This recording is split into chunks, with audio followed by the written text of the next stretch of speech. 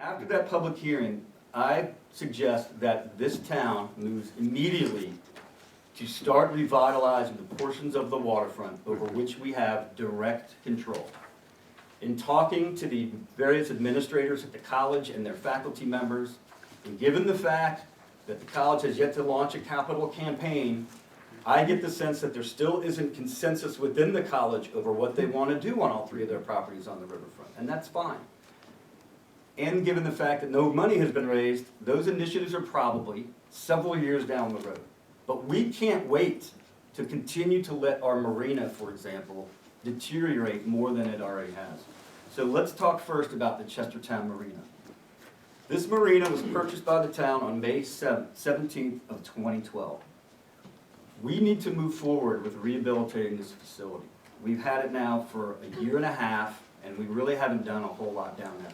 Partly that is because we've been in a terrible economic recession, and funds that normally would be readily available to towns like ours have been very low. But those funds are coming back up. When we start doing this marina process, we need to keep laser sharp focus on why we own this marina in the first place. I work on the river. I am under no illusions that these people right here can run a marina better than a marina owner. That is not why this property was purchased.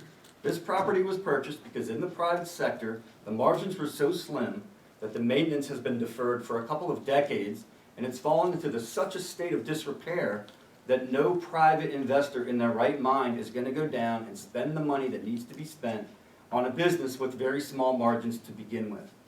In theory, this town can access funds that a private owner cannot access. That is one reason why it's a little bit counterintuitive, but that's one of the reasons this actually might make sense if we pull it off.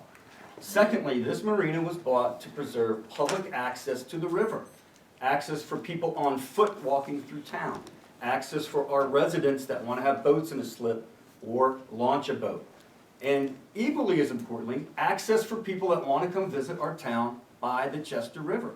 If this were to go into private hands, become condominiumized, and the slips privatized, nobody would ever be able to visit this town ever again via the Chester River. Let me repeat that. Nobody could ever come to Chestertown again by water. To me, that would be a tremendous loss, not only for our economy, but for who we are as a people, as a community. Thirdly, we want to preserve that waterfront because that is part of who we are. We were formed as a royal port of entry in 1706, and to me, that's part of our culture. That is part of what we do. We preserve our history, and that is another reason why we own it. So, moving forward, I think we need to make this one of our top priorities. In fact, it should be the first domino to fall to start the chain reaction of revitalization on this waterfront. I've already spoken to Bill Ingersoll and Linda Kuiper. This is in her ward. We need her. She's fired up. She's ready to go.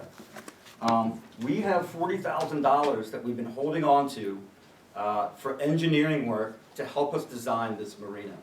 And by designing, there are still some very difficult decisions that have yet to be made. There's some very obvious decisions. The whole thing needs to be dredged. It's terribly silted in, and we lose revenue on that. All the docks are dilapidated and need to be pulled out and replaced with floating piers. We need to fix and raise the bulkheads. Everybody would agree on that. But the most difficult decisions, I would like to hear some public input on. Do we want to keep the boat ramp? If so, where do you park everybody? Do we want to keep the travel lift and have this as a working boatyard, or do we want it to be more of a park-like setting? Do we want to continue to store boats there all year round? What do you do about parking? What do you do about working with the fish whistle? What do you do about the need for additional public restrooms? I could argue that these were some of the questions that should have been dealt with as soon as this property was purchased. I think I could make a case that we should have dealt with this before we purchased the property.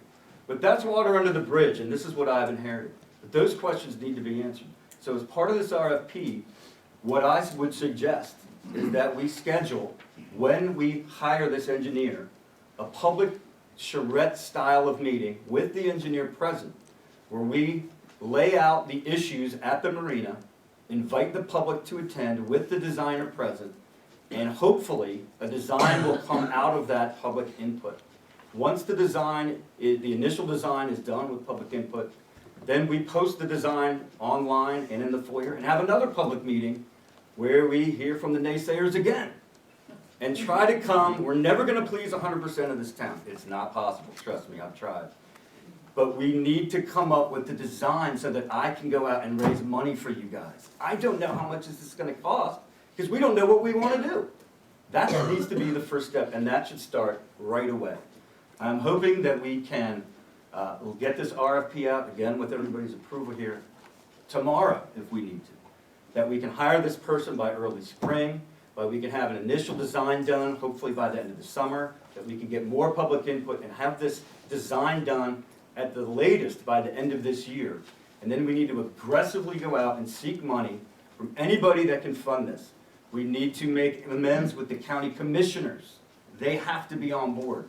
This is not just a town initiative, this is a county-wide initiative. This is a gateway, one of only really two major aquatic gateways, with Rock Hall being probably the biggest one actually by water, but this is an important gateway for the county, a $40 million a year tourism industry. This is important to them, and we need them to step up and support us, and I think they will. We need our state legislators to be on board. We need our federal legislators to be on board, and we need private citizens to be on board. If you're interested in this and you're willing to help, come to these meetings and give us your thoughts. Give us your donations. There'll be a lot of naming opportunities. You want a pier named after you? Let's talk. That sounds kind of funny, but that can be a significant way to raise money for something like this. That would be a great way for a long-standing family with the means to help to leave a really neat legacy for their family or a loved one. Lastly, I want to set a goal of when this is going to be done. I want this to be done in my term as mayor. Not terms, term, within the next 4 years. And I'm setting an ambitious goal of wanting to walk Linda down to these piers and let her cut a ribbon in 2016. Get your pens ready. So that is the deal. That is my vision for the marina.